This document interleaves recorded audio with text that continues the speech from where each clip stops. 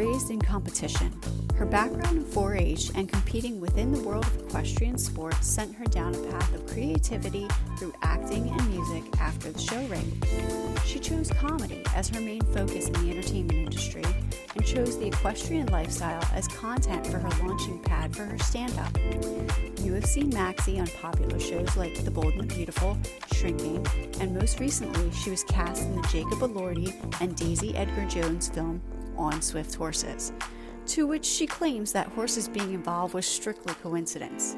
Oh, and have I mentioned she is also recording her first comedy special and is also the drummer in a female rock band? Well, let's get to business.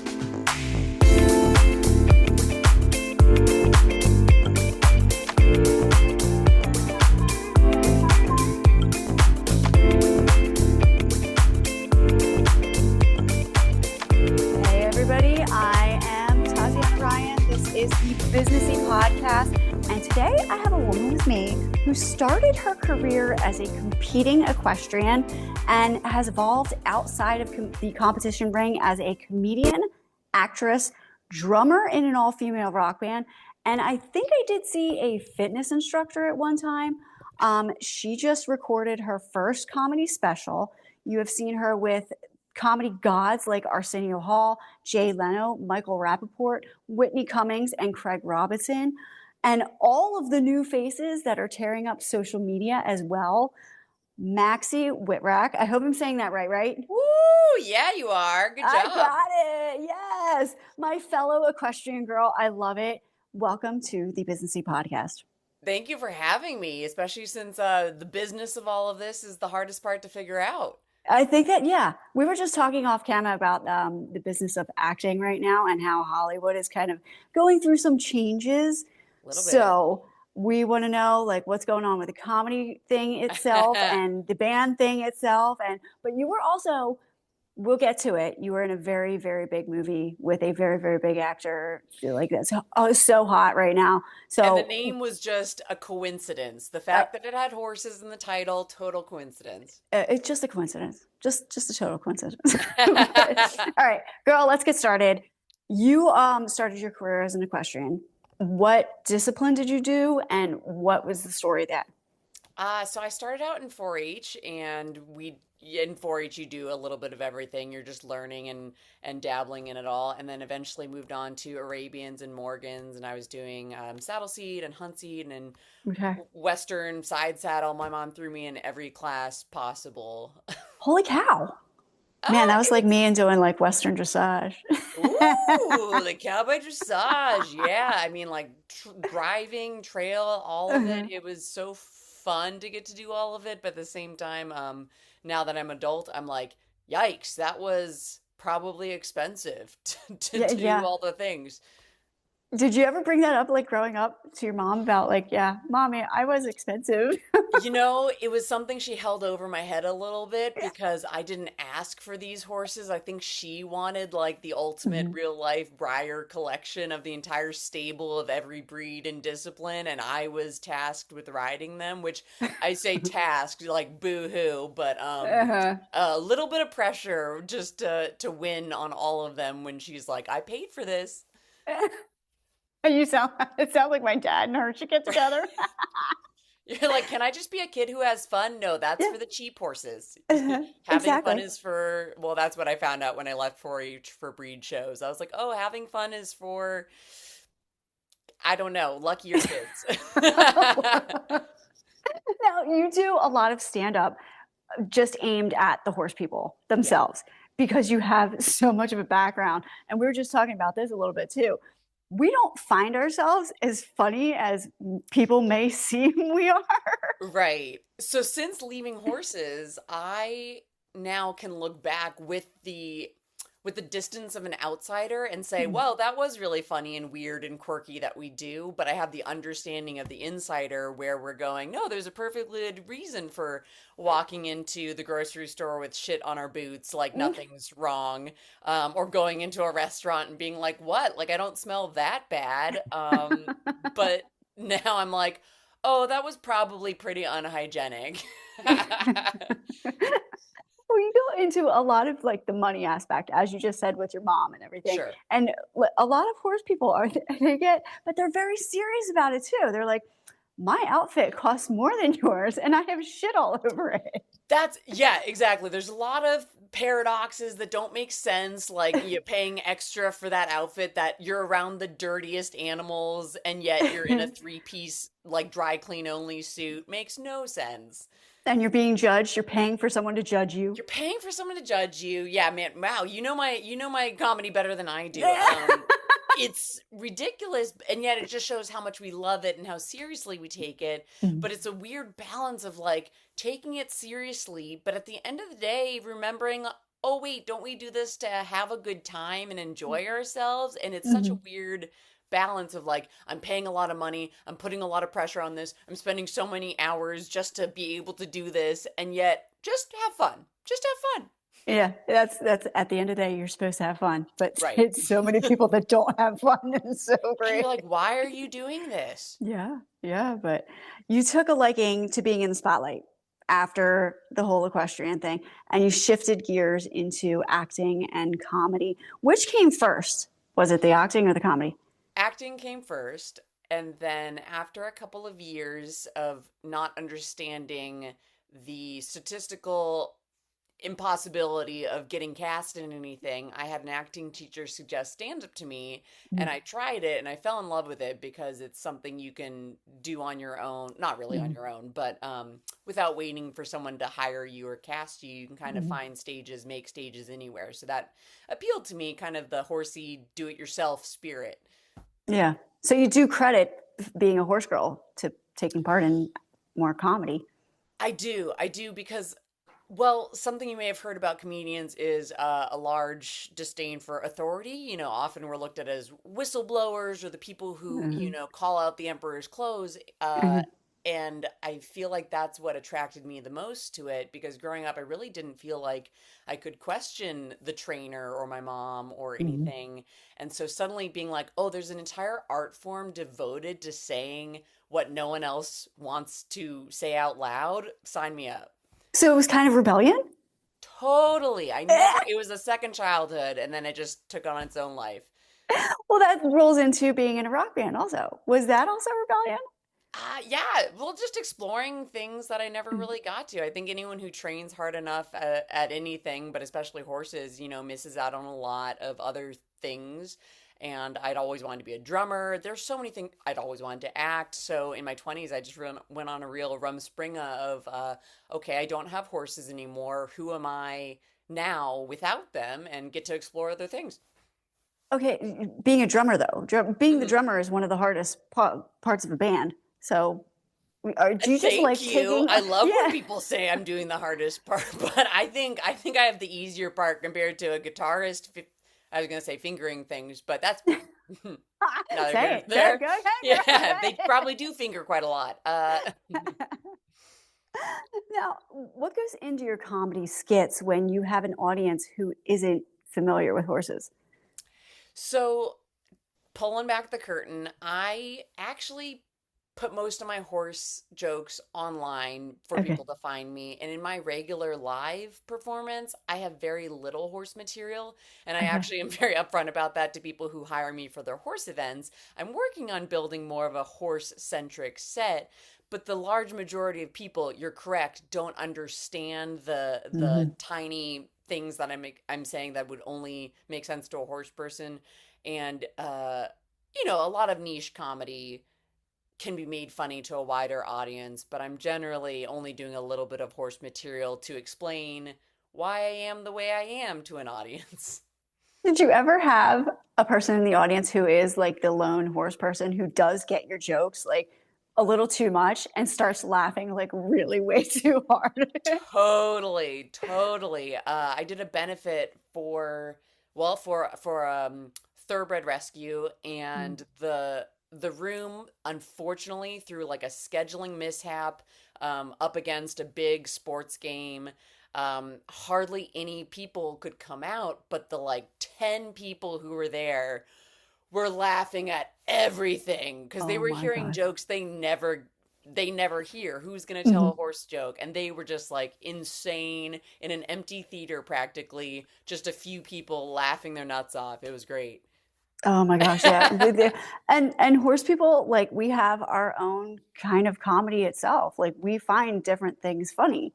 You know, Yeah. yeah. And I had the same thing, like the thoroughbred industry itself. Got a lot of friends in that, and we have a very dysfunctional sense of humor. I think there's a misunderstanding of non-horse people that horse people are all lumped into the same group. Yet Hmm. within horse people, you have so many different stratas of Hmm. viewpoints, values, um, economics. Like, Hmm. yeah, you'll find different things funny for sure. Yeah, definitely. And especially like when you get in the upper echelon levels with the Oh, Olympians and stuff too. Yeah, yeah. that's you have a lot of material. And that's when I say, you know what? You don't need a sense of humor. You've got a gold medal. You're doing just fine. Yeah, exactly. You're not us. So That's anyway, okay. We are different people, with different strengths. Yep. now you have acting credits from all over the place. But as I said before, you did a very big movie with Jacob Elordi just recently, and you just said the name on Swift Horses. It was at South by Southwest. I saw it. Haha! Did you actually Yes, see it, or did you see it was at South by? I saw it there. Yeah, You saw the movie. yeah, How was yeah. it? It was very good. I liked Ah, it. I liked it. I nice. liked the plot line. I liked the story. I liked everything in it. But you were with, you're in there with Jacob Elordi, Daisy Edgar Jones, Will Poulter, and then you're doing all this comedy stuff with even big names there, Whitney Cummings, Craig Robinson, like Arsenio Hall, Jay Leno, just Yeah, recently, right? I meet some Do you ever legends. do you have some pinch me moments where you're like, I'm this little horse girl. Do I really belong here? I definitely. Yeah. I can take for granted the fact that I am surrounded by these people and that they're in my real waking life. That like I Hmm. can walk into a club and shake hands with Jay Leno. Like it is Yeah. pretty freaking cool. Um, And I do lose sight of that sometimes because we're all hustling so hard and we know that just being around that greatness it doesn't necessarily rub off on you. So even though we all want the opportunities that maybe someone can provide by seeing you, it's a little pressure filled to think, well, they could do something for you, but they won't Hmm. unless you do really well. Hmm. So I kind of try to put it out of my mind sometimes and go, not even thinking that David Spade is watching my set or Andy Adam, oh my god, he see this, he wouldn't hire me. Adam Sandler is watching my set or a legend like Shut that. up. I kind of have to just put it out of my mind. Really? Oh Yeah. my gosh. What's the best advice you've gotten from somebody? Probably the most consistent advice across the board that I've gotten from everybody who's had a long career is to just be nice. Be nice to everyone. Hmm. And when I was starting out in comedy, and maybe a little bit in acting, I had this really bad attitude. I will admit, I had this bad attitude because I was working so hard at being good, and I Hmm. really would see other people kind of moving up the ranks and think like they're not as good as me. I'm working so much harder. I had my little horse competitive brain in me of like, I'm working hard, so I deserve this. And after just a little while, I started to realize, like, oh, those people are moving on up. They're having a good time. They're nice to be around. And Hmm. obviously, the people who are offering them things want to be around nice people, not someone who's like serious and angry and just Hmm. trying to do so well because, what I think people don't see is the other 23 hours of the day where you have to be a person and like being around nice people if we're going to Hmm. be together 18 hours a day on set, day after day, like you want to be around nice people. And that took a little bit of a moment to sink in. But once it did, I was like, oh, you can work hard, you can want it, you can try to be better and better and better, but also be nice to be around. Hmm. Well, And that's a big issue right now, though, because especially in comedy, people are saying, okay, where is that line of where you're funny, but you're being mean? Sure, on stage and off stage can be a little bit Mhm. of a different Yeah. persona. Like off stage, there's no reason to be mean. Like Right. there's good people and bad people in the industry, and sometimes I don't like the people I have to be around. And a therapist was like, "You're an actor. Act like you're getting along with them." And I was like, "Okay." As far as on stage, How much you I, pay for that advice? that was pretty good advice. I was like, "God damn it, she's right. She's so right." But on stage, I think we have to give some credit to the to the audience member to be able to judge nuance of, Mhm. like, for me it frustrates me if someone can't tell when someone says something with a mean spirit Mhm. versus if they're being playful and trying something and they don't mean harm. I think, to me, reading someone's tone and body language, I think there's a very big difference. And you can tell when someone, for instance, legitimately hates women or Mhm. is just making a cheeky joke. I think Mhm. there's an obvious difference, but for some people, it's not so obvious. So I don't know. I stay away of being mean on stage, not because I'm worried about it being wrong, but because I don't want to be Mhm. mean to other people. Like, who Right. wants that? Right, exactly. Now, you just recently taped your own comedy special, I which is why we had to did. wait to get you on here. But you got to tell us all, give us all of the details, all of the tea, all of the coffee, all of everything. Spill all the liquids. You were Hmm. so nice. So actually, for listeners, we postponed this original taping because I told Tatiana I am head buried in a tunnel right now preparing for my special. I didn't want any excuses afterwards of oh, it wasn't as good as I wanted it to be because I didn't focus or I wasn't prepared or I didn't have enough time. I wanted this to be the special that said, this is the absolute best I can do Uh-huh. given unlimited time and preparation.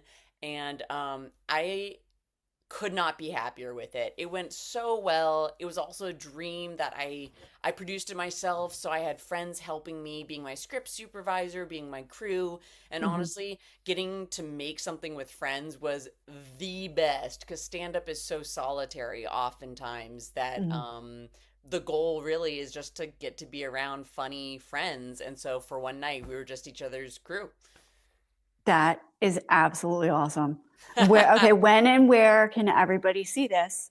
Hopefully, I'll have an update for you soon. Okay. On my socials, I will not make it easy to ignore once I've dropped it. We're in the editing process and, pitching it to platforms, and we can cross our fingers for Netflix. But Yeah. maybe I'll just stream it on Horse Radio Network. Who knows? Okay. Well, like I said, we're going to have to keep in touch and do some talking after this. But all right. So we've talked about the people that get the jokes. What about some of the people that don't get the jokes and are kind of hecklers? And how do you deal with them? Well, online it's a little different Hmm. because I have the time to respond, and most of the time I Uh, just have to walk away. I have to put my phone down. I have to go take some mm, deep breaths because they can gang up on you so easily. mm, And I take the feedback of comments, to know if I'm accidentally saying something really hurtful because I want to right. know if I'm mistakenly doing something that I don't realize in the echo chamber of up or in the abyss of uploading to the internet. If I haven't Right. realized something is hurtful, yes, I want to know that. But of all the times I've paid attention to comments to see if there's anything in there, I have not yet found it to be the case. The only Mm-hmm. mean heckling online has been completely unjustified. Mm-hmm. So on a bad day, I will just stay off social media, and on a good day, I will try to come back at it with some silliness or Mm-hmm. playfulness or humor. I have a friend from high school named Kirk, and he had this like really silly way of responding to people who are mean because he was kind of like punk and alternative, and he would just Mm-hmm. like he would like kill them back with kindness and Mm-hmm. be like, "Oh, thank you." And so I sometimes put his voice in my head and start responding to comments like, "Oh, hi, so good to see you. Thanks for watching. Love you so much." And it just feels better to not engage totally, but let them know that I saw it. Yeah. Well, that also rolls into this new genre of comedian who is making it strictly on social media too. Like you've got Matt Friend you were just with, and but you're also performing with the older people that were, traditionally made through comedy. What do you find is different between both? Great question. It's kind of become uh, the standard that we have to be able to do both the Mm-hmm. social media and the in real life ability to serve a show. And there's Mm-hmm. nothing to say that these people who come up through social media can't also deliver a well crafted show. Mm-hmm. There's some comedy purists and traditionalists who are like, no, it's only about the live show. But unfortunately, we have to put some energy into the other bucket to Mm-hmm. get people to the live show. And so it's just like an allocation of time, where you put your energy is where you're going to get stronger. So I've done enough shows with social media made comedians that Mm-hmm. maybe some traditionalists want to discount, but they're entertaining the people. They're a personality that people want to see. So you really can't discount the fact that sure, maybe to like a comedy purist, maybe their Mm-hmm. writing isn't the tightest or most structured, but if people show up because they want to hang out with their friend Matt, pardon the pun, Mm-hmm. there's something to be said to working your personality and knowing that you're just a person people want to hang out and have fun with, which is kind of the point of comedy. Mm-hmm. Now, have you ever worked with somebody where you're like, I want to sit and write with you? I find your stuff hilarious. And how do you go about that? Oh, all the time. I go on the road pretty often and I'll meet headliners that I've never heard of before, but they are killers. They've been doing it Mm-hmm. 20, 30 years and I'm just like jaw on the floor watching them like how did you get to this point? And so Mm-hmm. watching other comedians and learning from them in that way is really important, but also they're all so far everyone that I've asked advice from has been super giving. As far as writing with them, uh I know that I have my own distinctive voice and style, so Mm-hmm. I will sometimes try a joke in the structure of someone that I like, Mm-hmm. but I rarely will write with other comedians in terms of like taking their joke ideas Right. because I'm Because very that's a big thing, though. I mean, you've heard it before where like, you're stealing my material, blah, oh, blah, blah. stealing. Yeah. Yeah, yeah, it's not a fun thing. The social media aspect has made it more possible to become aware of other people's Yeah. jokes and premises, but Right. I've never I've never looked at someone and thought they took my joke because the more specific you write a joke, Yeah. the less likely anyone else can think it out to completion. And Mm-hmm. I've had people contact me and say, you took my joke. And then I look at their clip or their written joke or whatever it is that they're referencing, and they're completely different. Mm-hmm. Maybe the premise is the same, but how we concluded them is different. Or I look at their joke and I think, of course, we arrived at a similar conclusion. We're both blonde white women in our 30s living in LA. Like we have a lot of overlap of point of view. So, Mm-hmm. yes, it's very likely we're going to have similar jokes. So it's getting thornier, but for the most part, like it feels really icky when someone tells you that you've taken a joke, but my Mm-hmm. conscience is clear because I love to write. And the more that I write, the less precious I am about throwing out a joke because I know I can write 20 more. So Mm-hmm. that's where Well, I'm at. you said that when your comedy skits themselves aren't all fully horse related.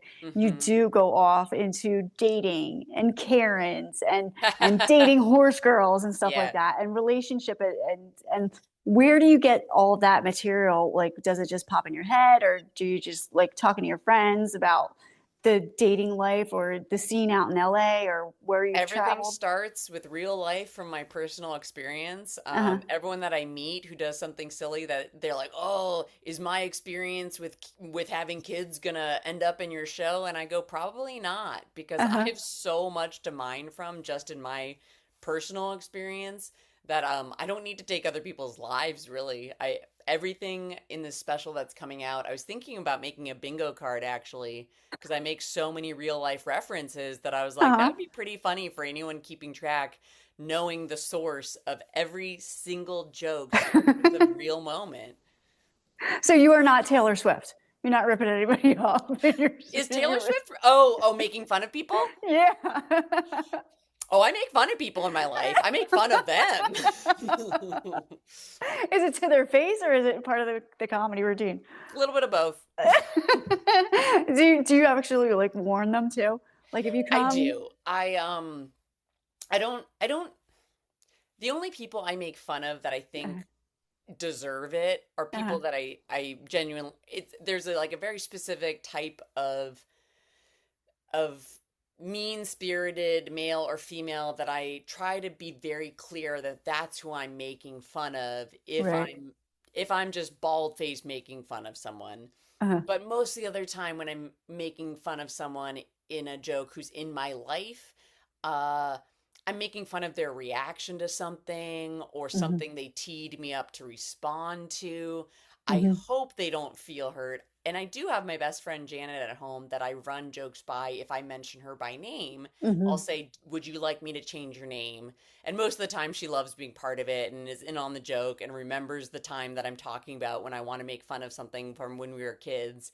mhm. Um, but I'll protect her identity if she wants it. Yeah, I do. Long story long, I do protect identity if people are going to be hurt by it who are close to me. Now, I guess dealing with different comedians, because I know it's a thing with like rock artists, especially rap artists right now, coming back and forth. Have you ever done that? Just, and it's supposed to be funny and, you're not like ripping somebody personally. Right. I've done one roast battle in my life with my Hmm. good friend Drew, and it was in front of Jon Stewart. Hmm. And I think I'm gonna stay the reigning champion and not do it again. But no, as far as referencing real life comedians, it's thorny because one, you might want to work with people again. Right. Two, and this is the far more common reason, people don't know as many comedians by name as Right.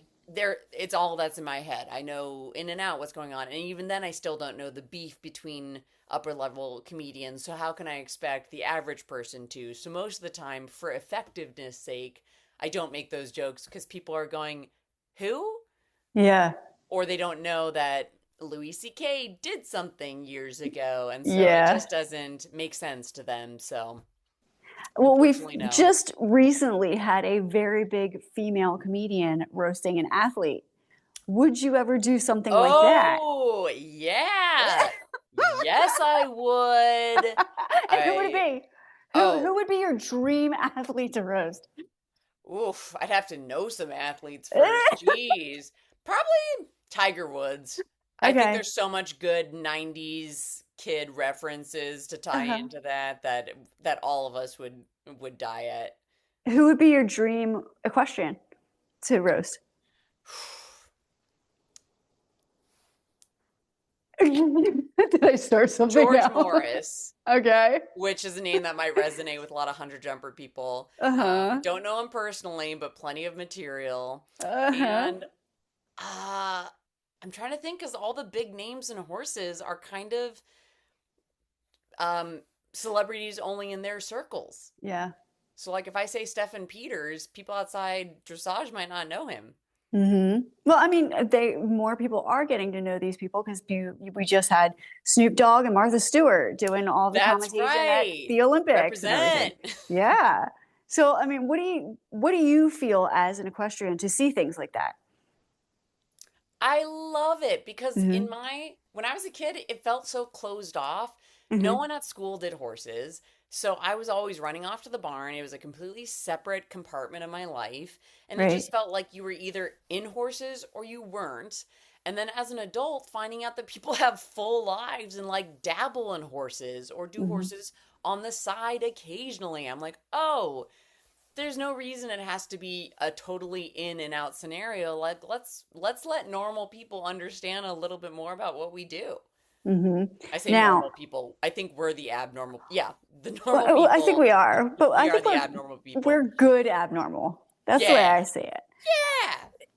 All right, so I have to ask this: the whole Taylor Sheridan phenomenon, him being well, he's more of a cowboy than a Right. equestrian per se, but Sure. he's making all of these shows and he's doing Yeah. such amazing writing. I mean, would you ever, as a comedian, be like, you need to make some comedy, and I need to help you? I have written notes to myself for a pilot that I would shoot. Uh-huh. Horse related, of course, but Uh-huh. for Taylor Sheridan, I want to be in his dramas. I want to Yeah. be an actor in his dramas. I wanted to be what's the name of the character in Yellowstone with the colored hair? Oh, Teeter. Teeter. I Yeah. wanted to be Teeter so bad. I think I auditioned for season 2 or something years Uh-huh. ago and had no idea what it was. And of course, now you're like, oh my God, I missed the boat. Yeah. Let's hope. I mean, he's making more shows. I think, stick at what you're good at, Taylor. You got the drama down. Let's stay in it. All right. So no, but you just said there Mhm. you have written some things for maybe some horse comedies. Maybe down the road, I gotta get my foothold in the biz a little bit more. Yeah. Getting things made is hard right now. Yeah, it is. That's what I'm hearing. But you said with this special, you did it yourself. You hmm did everything yourself. So what are you looking for right now? Is like just distribution and doing that? Exactly, Mhm. distribution, and I want more people to be able to see it. So distribution, initially it might be on a platform that you need a subscription for, but Mhm. ultimately I want to drop it somewhere like YouTube that people can see it for free just to experience it and hopefully come along for the rest of the ride. Ah, so what's in the future for Maxi? Growing, getting to get out there, get more tours, more Mhm. more shows, more specials. I just want to Mhm. keep going. I love what I do, and I want to be able to come out, host horse shows, host horse events, host a horse TV show, and Mhm. just be part of making things with people that I like, and being around horses, that's a bonus. Mhm. Now, do you travel a lot or are you just predominantly in like the LA area? I do travel a lot. I'm out of Okay. town quite a bit, which makes Mhm. it strange to pay LA rent. But Mhm. I'm heading to Glendale, Arizona this weekend for Stir Crazy Comedy Club and then taking a little break, but then starting back up in the new year. Okay, no music or anything for us coming up? No music at the moment. I'm a little spread thin. I wanna focus my energy. Just focus on the special and the comedy and everything. Well, where can everybody find you on social media?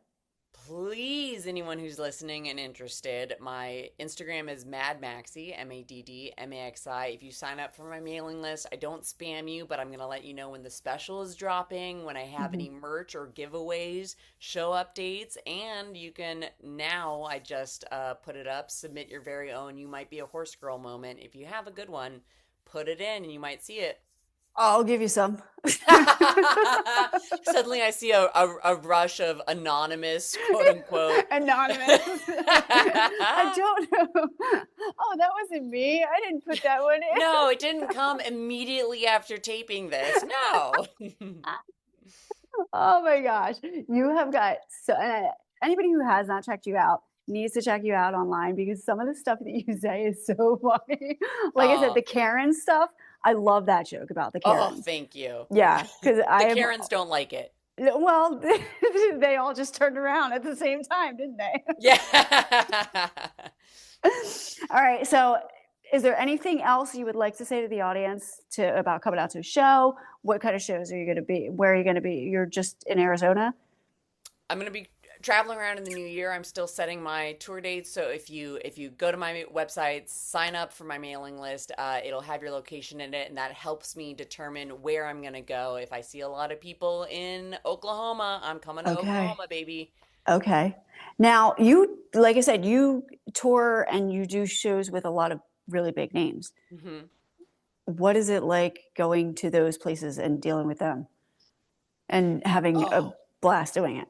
everyone has been so nice. Everyone has been the nicest. Hmm. I mean, it's almost jarring how nice these people Hmm. are, but Hmm. that's how you keep a long career. I think they Hmm. know that, and the people who've stuck around for a long time must know that. Who else is going to be at Arizona? Arizona's going to be Tim Gaither. Okay. I don't know where he's out of originally, Okay. but yeah, big semi-local guy, and yeah, any Arizona people, if this is going to be out in time, come on Yeah. out. Yeah, it's going to be out in time, and I am so excited. And we are going to keep in touch with the special and everything, and be able to post more of your content and everything. And I will hopefully a lot of people will get to your Instagram. Are you on Facebook? Are you on TikTok? Are you? Yes, I'm on Facebook at Maxi Witrak, Maxi Witrak Comedy. I'm Mhm. on TikTok, Stay Gold Pony Girl. That's kind of my tagline. Ooh, I like. Yeah, I have a big outsiders spot in my heart. So Stay Gold Pony Girl is kind of my thing. Do you have any more horse events that you're going to be doing booked yet? Not booked for the new year. I'm going to Luxembourg next fall, so I'm booking around that a little bit. But Mhm. in the new year, anything can happen. All right, everybody, you heard it here. Get on it, Mr. and Mrs. Horse people out there that need a comedian for your events. She is booking now. So, Maxi Witrak, I greatly, greatly appreciate you taking the time out of your very busy day to come on and tell us all about the comedy world because you are my first comedian. Haven't had one yet. I can't believe that because the questions that you were asking were so in the know. I thought you were a regular comedy fan. Yeah, I am a very regular comedy fan. I laugh every single freaking day. And I am so glad I met you. Aw. So, Maxi, everybody can find you on Instagram, TikTok, Facebook, out at your shows. We're going to post everything in the body of the podcast so they can get a hold of you when they want to come see you, which is Amazing. hopefully going to be soon. So, Maxi, thank you so much for being here. Thank you, Tatiana. So wonderful meeting you and getting connected to you in your business and horsey community. Thank you for having me. My name is Tatiana Ryan. This is the Businessy Podcast, and this has been Maxi Witrak.